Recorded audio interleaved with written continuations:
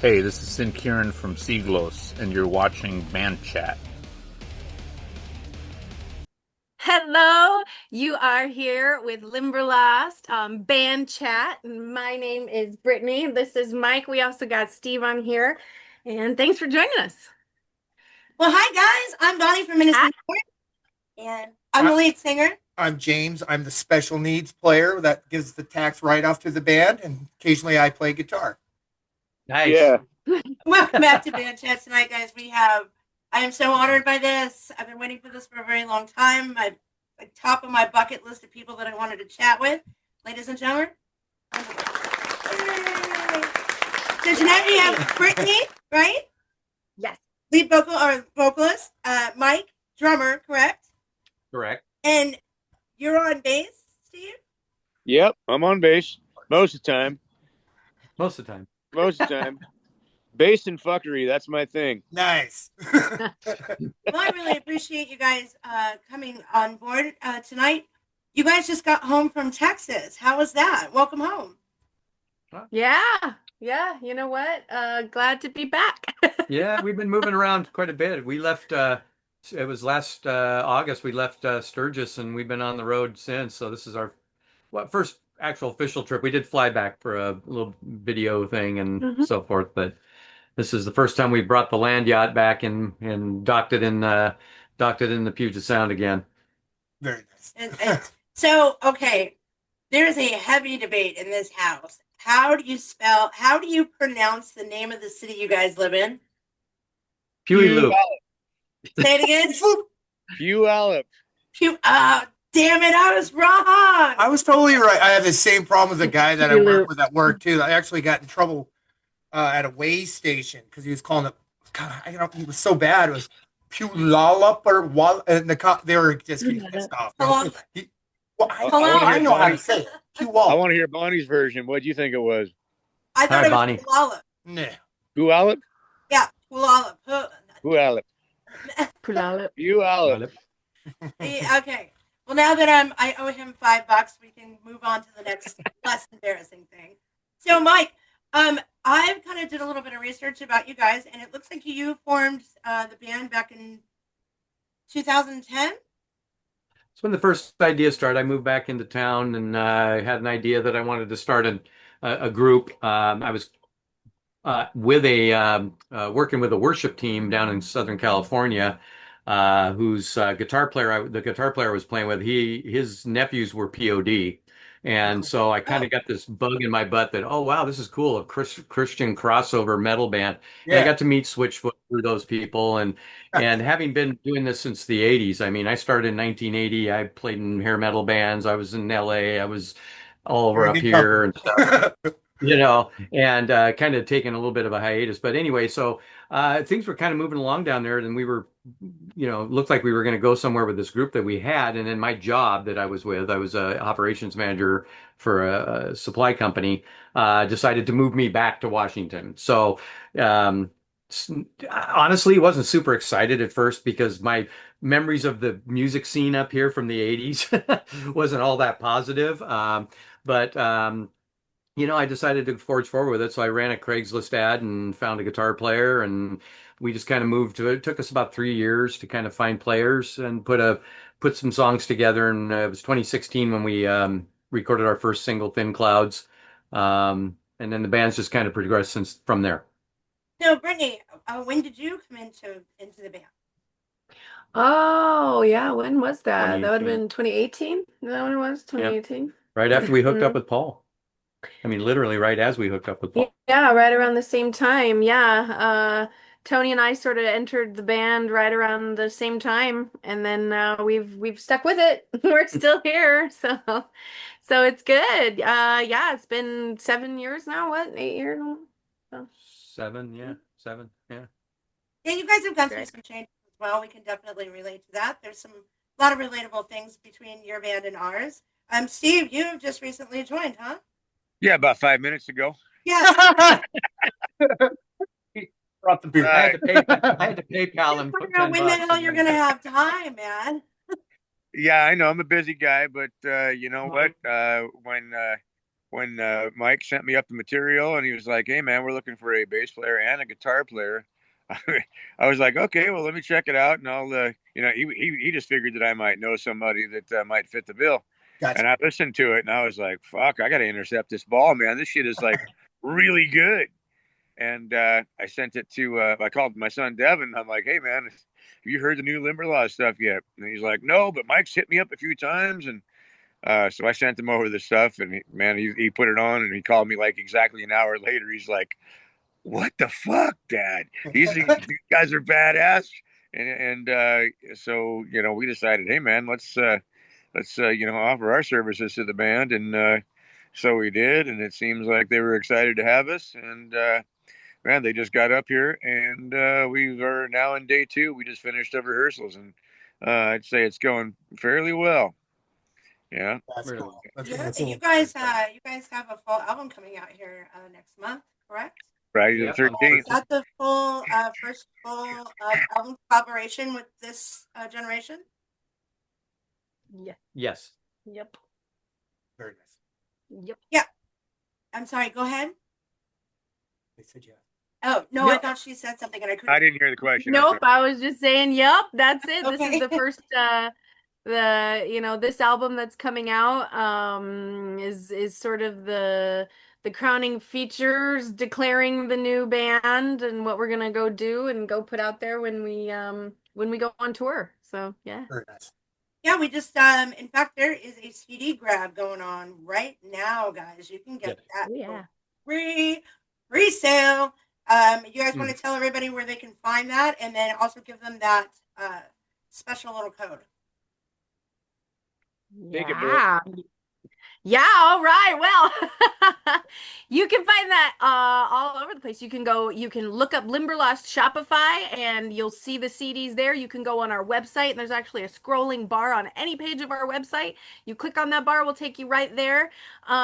What you can get now is actually a free album, and how you get that is you have to type in the code, all caps, Limberlost10 into that discount code bar. So when you get your signed, you can get your signed copy pre-order of the album. You put in that Limberlost 10 and it will take off that $10. It's still going to be about $5 shipping. We can't do anything about that. That's Shopify, but we can take care of the cost of that album for you if you get it right now during our limited pre-sale run. So yes, please look. The name of the title is Beautiful Scars. Is that correct? That's right. Correct. Yes. I actually pre-ordered mine. Thank you very much. Hoping to have that Thank real you. soon. So the other, like I said, there's a few similarities with your band and us, and that is at one time we did have 2 female lead singers, and that it did not work. Well, it did at first, but then it was like a power struggle for vocal supremacy inadvertently, I believe, and that's where the problems. We're all still really good friends, even with old members and stuff. I just want to point that out. There's no bad blood. It just ultimately in the long run did not work, but it did at first, and you got to give hats off to what's going on, because we wouldn't be where we're at now if it wasn't for that progress of building the band. So how do you deal with that, Brittney? I mean, Yeah. you guys are both incredibly talented. I mean, how do you decide who gets to sing what? Like, how do you guys work together to keep that? Very good question. Because literally, it was something that we struggled to do. And maybe it comes down to the writing. Like, if you guys are co-writing with one another, maybe the influence on both sides might help. But I would love to know how this is working for you. Or especially like in live shows, our biggest problems I think we ran into were not so much in the studio, but when we get out, and we're doing live, events of whatever nature, that's where some of the power struggles come in. So. I 100% understand what you're talking about. I want to just also preface this that we also are on really great terms with all of the people who left the band, at least as far as we know. Right. We we have no ill will. You know what I mean? I wish everybody the best. And frankly, what it came down to between us was really just a different goal set. You know, I really wanted to have bigger shows. I wanted to get out and do more things. I wanted to have more of a YouTube presence. I wanted to do more Right. videos that were really cool and captivating, like Alien. I wanted, I really Right. wanted Yes. this.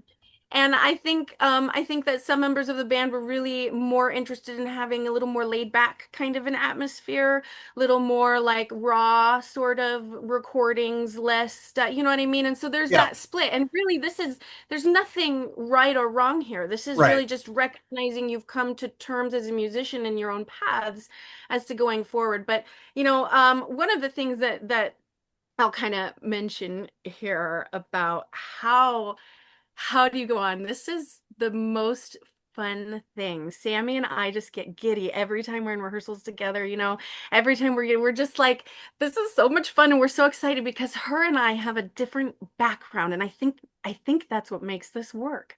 Her and I come from a background of opera. We come from a Yeah, background and of it you get shows. you get 6 weeks and you're handed an opera, and every single part of where you're supposed to move to what you're supposed to say is dictated, and you better freaking know it. Right. You know what I Right. mean? And you've got to get together with your stage partner and do your rehearsal. And so we came from this very, very high stakes world. In fact, she was more prominent in that world. I left. I went to Italy and I sang opera in Italy. I did a summer term there, and that was kind of my peace out opera. So you I guys want to have go worked do together rock. before. You guys worked Um, together before? yeah, we did. We actually got our degrees together. So we Oh, got that's our cool. degrees Oh, in opera together. Yeah, and that was and then there's this kismet that had with Sammy that was really interesting because she and I were not super close friends in college. We were in operas together, we were in choirs together, we were all, you know what I mean? But then we happened to, out of the blue, move to Seattle on the same day, just on the same weekend. I know. And so we okay. see this Meant to burger, we're be. like, what? Let's hang out, let's be friends. We became really good friends. We actually ended up opening a business together where I did palm reading, she did tarot. Like, we have done all the things. Nice.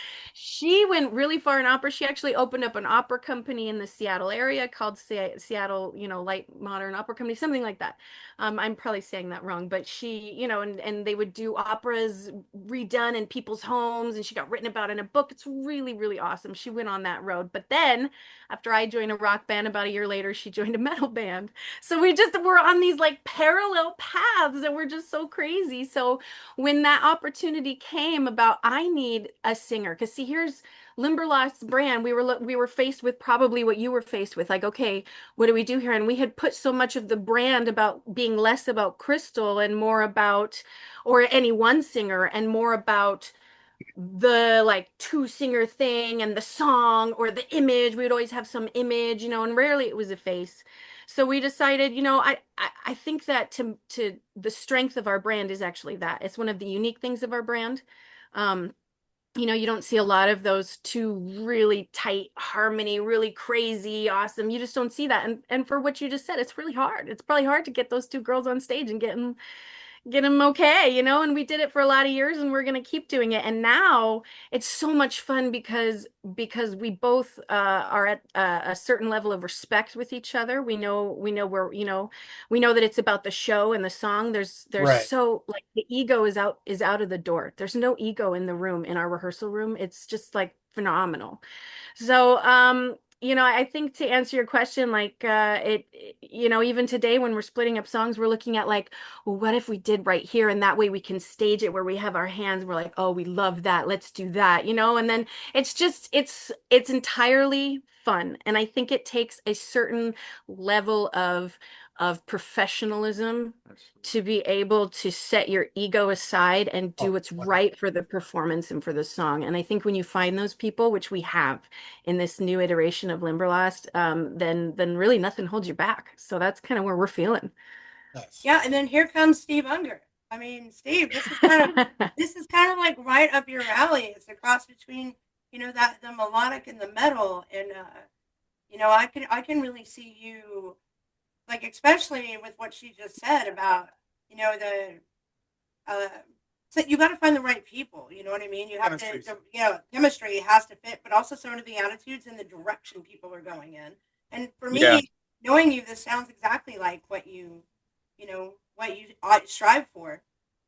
Yeah, I mean, obviously, Metal Church is not as melodic as my personal taste is, but I happen to have been in the band for 20 something years now. Right. But yeah, this is a refreshing, and I'm happy to be a part of it. And the fact that we can get together and now we're recreating what was done in the studio live. There's a whole different thing, I'm sure, as you guys know. Oh When yeah. something is captured in the studio, you're like, oh my God, that's magic. But to redo that and then do it live and It's a do it whole nother justice, beast. Yeah. you know, that's the important thing. And the great thing about this is everybody in this band is like so musically gifted. I mean, everybody is top-notch musician at whatever instrument that they're playing, and everybody in this band can sing. So there's going to be just like huge harmonies and just Oh vocal yeah. parts come over, between Britt and Sammy. I mean, they got the lead vocals, just they're going to nail them. But I think the beauty, one of the things that in a lot of the other bands, except for Autograph, there was a lot of backup harmony vocals and stuff that I did with that. But there's just so much more that I think is possible with Limberlost. As far as all that melodic and just showing your musicianship and everything. So I'm pretty stoked about it. I'm looking forward to getting out and doing the live shows because, I mean, you guys know me a long time, and I'm kind of the on the road live guy. Right. You know, Yes, sir. I don't mind doing studio work and everything, but It's nothing like being live on stage. live for me is that's the payoff. People look at Right. us and they're like, man, you guys only work for 90 minutes a day, and it's like, when we're on tour, we're working like 15 hours a day with all the travel and Oh everything. But God. the hour and a half that we're on stage, that's not the work part of it. That's actually the payoff. Right. No, Oh, Mike, that for was you, another. like, since you oh my you've been cat through wants all to these say hi. different generations, was this what you were? There's my kitty. Was this your direction? Is this what you were thinking in your head that you would like to make of this band? When Well, you I don't started? think I think there's an element of the universe that gets involved, but I would say the ultimate, yeah, I made a joke several years ago is that if I was ever going to start a production company, it'd be called Bucket List Productions because, I do this, because I just enjoy doing it and there's been so many times as I've built this band and um, things have come along and people said, "Oh, you can't do that or you can't do this or that," and I find a way to do it, and on some cases, a pretty big level. And to Steve's point about getting out on the road, this is the one that finally, from this perspective, we have a group that everybody can tour. Okay, Mhm. so Right. it's Right. one thing. That's You so. Oh know what my I'm saying? God. So important. And with our relationships and the things that we've built and the stuff that we've already done in our resume, those opportunities come quite frequently. And being in a position to where there's very little, I mean, we've got a little few constraints over the next probably 60 days, but after that, it's pretty much, balls to the wall, I guess, if I could put it that way. That we don't have to worry about that as much as we're more concerned about the chess moves that we have to make to build the brand and continue to climb the ladder and get to those places where we're not, we're finally at a place now where we don't play a lot of shows that don't have guarantees anymore. But those still exist, especially as we move across the country. We still have to, look at some door deals and stuff like that. But, to make the proper investment, when I say this, I have to say it right. Proper investment, not just in time, but in decisions that help you raise the price tag, raise the value of what you're doing. Starts with content, and then of course you have to have a great team. But then there's so much more behind that. That yeah, I don't know if it's exactly what I envisioned, Bonnie, but I will tell you that I couldn't be more excited about what has been developing. When we first put this album together back in November, something we'd been working on for a while, but we finally got to and put this together.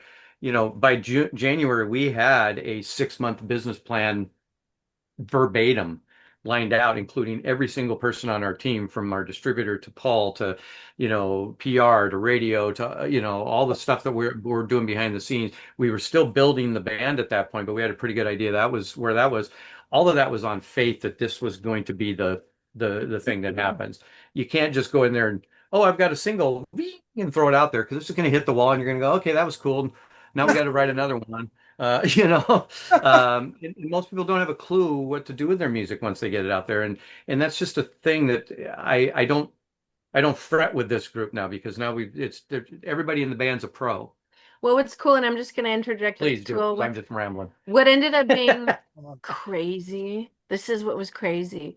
We had this concept for Beautiful Scars based on the Japanese art form of kintsugi or kintsugi, which is when it came from when they would like break pottery or something in Japan, rather than throw it away, they came up with this way where they piece it back together using molten gold. And then that word kintsugi actually means to be more beautiful because you were broken. So we started doing this whole concept album about taking that as a human being, and like you're born and you're like perfect, but then you go through this world and you get all these scars and things happen to you, and really really this is the beauty of you and the life that you lived and everything, and we should find this all beautiful. We should, you know what I mean? We should celebrate all of these things that people go through, and the marks that they wear and everything as beauty and more beautiful. But what the crazy thing is that that's what Limberlost ended up having to go through. Limberlost totally broke and then had to be pieced back together. And we're kind of like, it's crazy because it feels like it got pieced back together with gold. Like, how weird. That was our album. And then that's the album That's we're putting me. out now with this band. Is this like, he was the gold. Steve's all the gold. We gold. You know what's really Gold funny? member, baby, gold member. Gold member. Oh, he's a gold man. He just peels gold, it just comes out. We can definitely relate to that on so many different levels. My AARP card does not count. Oh. Like, I mean, God damn, you got one of those too, huh? Me too, huh? Yeah. It'll never come back, Painful when that Bonnie. shows up, isn't it? right. Hey, but I got a really nice tote. Yeah. You get good deals at Denny's, don't you? Right. I got one more year, and I get the Grand Slam, and they're all closing, and I'm like, It'll happen. There's my scars. We can completely relate to finding the right people, having the right direction, because that is one of our other similarities. And I know that for those of you guys out there who don't know, when they're mentioning Paul, they're mentioning Paul Crosby. Oh yeah, that's right. Yeah. PCM. He is our management company for Limberlost. Really awesome dude. And also our manager as well. So when you hear Paul and Beautiful Skeletons, gonna put that out. They talk about going through some stuff. But when it comes down to like finding the right crew, this is for us. I have found up until now that they're not the same like-minded. They're not like, I'm going on tour. I'm getting out of here. I'm gonna get a record label. Like, I'm going to get these things, and it's because I'm gonna work my entire ass off for the rest of my life. Because I think somebody told me you're on this planet for like, I can't remember what it was, like 550 million freaking days, and you've already lived like, 498 of those. I think Steve did it on with the rest of your life. Like the podcast we did with Steve. He's just like, the music industry, and it always has been challenging. A very select few crazy motherfuckers like everyone here. You've got to have a drive beyond drive, and expect a lot of pitfalls and a lot of money being shelled out. But you do it because that's what you are. I've had so many things in my life pull me from music temporarily because it's like, you're going to be a starving artist or this or that, and then I'm right back, because ever since I was 3 years old, that's all I could think about is music, and it's only gotten worse as I've gotten older. And that's why I do it. And I think talking to most musicians, it's the same thing. We're all painting our picture musically. It's just, that's what's in your blood. So you do it, and you do as best as you can. Yeah, but for me, I think what you said was really profound about the difference between, maybe in the past or whatever, but where now you have a plan. You came up with a plan. Like, these things are not something that you just got to have a business. Like, you're right. You just can't last. A song at the wall and hope it sticks. You know what I mean? Literally, you have to keep throwing until Well, it's a process of learning, and like you said, it's finding the right entities to help promote and everybody get your gets on the stuff same out page. there. It's always been a pay for play, but it's not just pay for play. You got to find the right entities to actually you take that money and put it to the right resources to get it out there to the masses, because there's so much fake and garbage. And I think, like most people, including us, there's a lot of stumbling and chances along the way before you figure out who and what that is. And the game changes all the time. That's another thing Steve says. It's so true. What's big one moment's not the next, and that especially goes for record labels and all the little entities and the people that do the PR work. It's so much fun. And I can also relate to you when it comes to Beautiful Scars, because not only do we have a song called Broken Dolls, which Broken Dolls essentially is just that. Like, you can't take these broken dolls from me. Like, this is what has made me, all the cracks, crevices, all, the broken person that I am, that's what you're getting. And if I hadn't had that, I wouldn't be able to do or be as strong, put together as I am now. You know what I mean? And the other thing is, we have another song called Scars, which I kind of giggled about that, and it literally is just about. Well, the song was initially something that Anyway. I wrote. It was written off of a suicide letter from a friend of mine that had passed away, and it kind of evolved because I used to sing that, but I couldn't get anyone to sing it like me because they're not me. And then so the vocals got changed, and so there's like two things going on in that song, and it works somehow. It was a very intricate song, and it turned more into like a punk drive of all things. So it's I don't know, but Anyway, I was it thinking is of what it is. the feeling of that, and I can completely relate to that. So, who does the writing? And how do you guys work back and forth to get the writing? Because that's honestly some of the hardest part, is trying to get everybody on the same page. That was mostly Britt and Mike did all they wrote the full thing.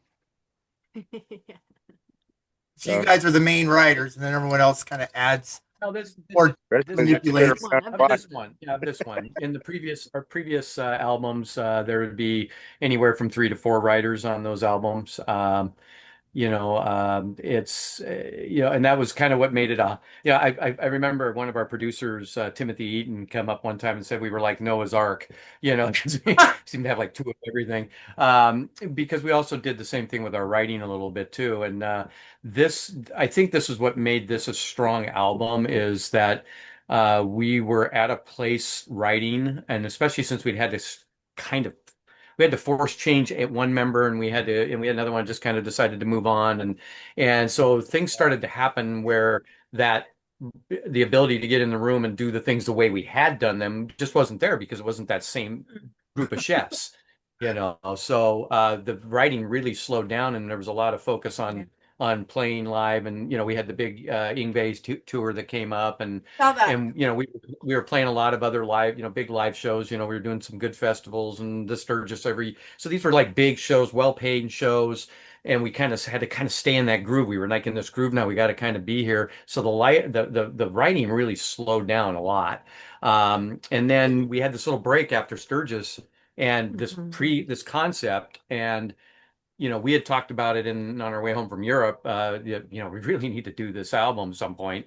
And so we started working some of the songs, but we really hadn't gone anywhere with them until basically the band kind of split. Brittney had actually quit. But then all of a sudden we started putting the material together, and it was like magic. It was just like, oh my God, we really have something. I sent the demos over to Paul. We had like 4 or 5 of them done. I sent them over to Paul, and Paul's like, demos, my ass, Jesus Christ, you guys need to put this shit out.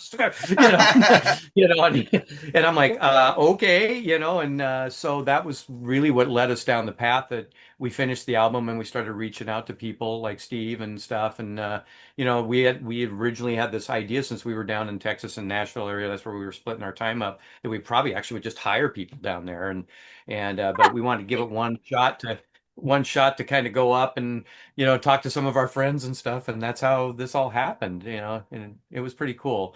So yeah, this particular thing, we wrote the album. But it also, I think, gave it its cohesiveness that it needed for this particular style of album that we're releasing. Yeah. Not too many people do albums anymore, and to do a concept album, everybody in the industry was saying, "Oh no, you got to release single, single, single." I've been doing that for frickin' 9 years. I'm going to do this just Yeah. because I want to. There was that, and then there's also just there we ended up taking a bit of a again going back to I quit. And then I wrote Buried fully outside of the scope of Limberlost actually at the time that I wrote it. It wasn't a Limberlost consideration. I was like, fuck it, I'm gonna write my own music. And then we brought back that whole beautiful scars thing and that whole concept album, and then we started doing all of it and putting it back together, and then it was kind of like okay, let's get this going.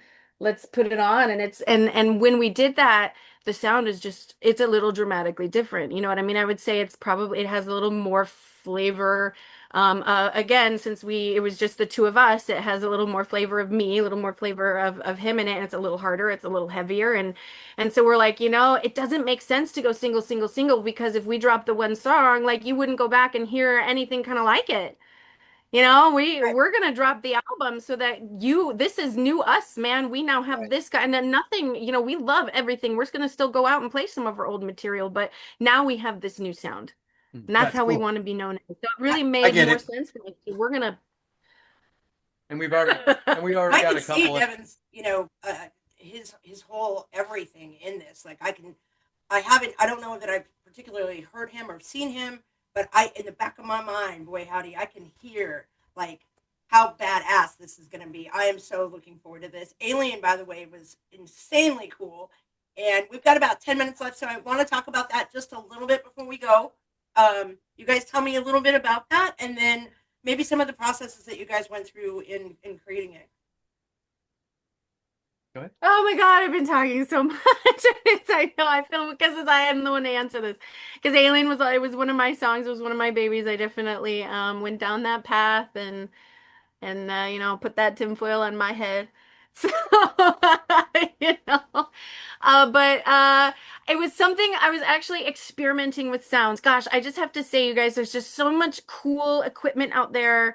I don't even want to go into, I used so many different programs creating this out. You know what I mean? That I probably couldn't remember all of them, but I know that there's just so many cool things out there. And Alien was my way of like experimenting with like, ooh, I want like satellite sounds, and I want like this thing, and I want it to sound like space sounds, and I want it to be weird. And so it just came out, and I remember setting it aside and hating it. Being like, no, nothing came out like I wanted it. And we set it aside, and like a couple weeks go by, and Mike comes in and he's like, I just listened to Alien for like 3 hours out in the car. I was like, really? He goes, yeah, we got to go listen to Alien again. So we go out and listen to it again. And I was like, okay. But it just kept being the one people would go send the whole album to. And it's actually not my favorite song. My favorite song is Playing Games. But we send the whole album to everybody. And I tell you what, that one just keeps coming up. It was just in everybody's top 3. We're like, okay, like the universe has spoken. The radio guy was like, that's the one. Aliens are our man. That's kind of like what we're running into. Is like all the favorite ones behind the scenes, like Paul's listened to. We haven't recorded yet, so that's why we're releasing the singles right now, because all the labels and stuff they're like, no, we don't want those. We want this, and I'm like, oh yeah, of course, it's like stuff out right now. And Paul's like, I didn't even know you released that, and I'm like, well, you told me to push it out. You know what I mean? I'm really looking forward to working with Paul a little bit more. We haven't really done a whole ton. But it's my goal to, follow in your guys' footsteps, because you definitely. Right. Well, what I was getting at is like, some of those songs I've been working with the bands kind of like privately or whatever. We didn't know what to think of it, so we just kind of threw some junk tracks, out there. And then, of course, the response we got back is like, all this stuff we're going to release, just go ahead and release it, because we're not going to put it on a, global level, which means we got to like, super fast, get the stuff polished. You know how it is, get in the studio by the 7th, and work a freaking miracle. So they, So, like I said, we've only got a few minutes left. So why don't you guys tell us, what can we look forward to in the future for Limberlost? Live shows, I hope. Yep. Yes. Yeah. I'm with you 100%. That's I love that. Now that we're actually in the living in the suit that we created, which has been phenomenal, by the way. Like I said, I can't, she talks about sounds. We have a keyboard wizard. Tony Soroki is probably one of the best keyboard players in the Pacific Northwest, and we're very, very fortunate to have him. And he went in and grabbed all the sounds that we had put and showed up. Every weird thing that I experimented with, and he just shows up like, I got it here, I got a pad here, I got that, and he's just like, even some of the, electronic drum stuff that I had, he's already got, on his program. So, just an amazing thing. So, because we're a band that doesn't use tracks and doesn't want to. I get it. Against anybody does that. We just don't. We never have done that. We do I think run you the lose full a vibe. thing. I think we want to lose something reproduce if everything you've got all those have. background things. I've done it in the past with the ear monitors, and I've been in bands where I was the only guy. Everyone's like, they're all about the ear monitors. I'm like, I fucking hate this. It's holding Well, me we back do the as ear a player. monitors. We do the ear monitors, but I mean, I get that, but for me on the solos, I like throwing those extra notes. I feel it. I feel everything, and the monitors have to keep me in line, and I'm just for me, Yeah. I don't like it, but I know I'm very outgunned on this. But Well, the just know live that stuff is. we're going to do everything we can to try to play a show with you guys. It's All right, on. That'd be awesome.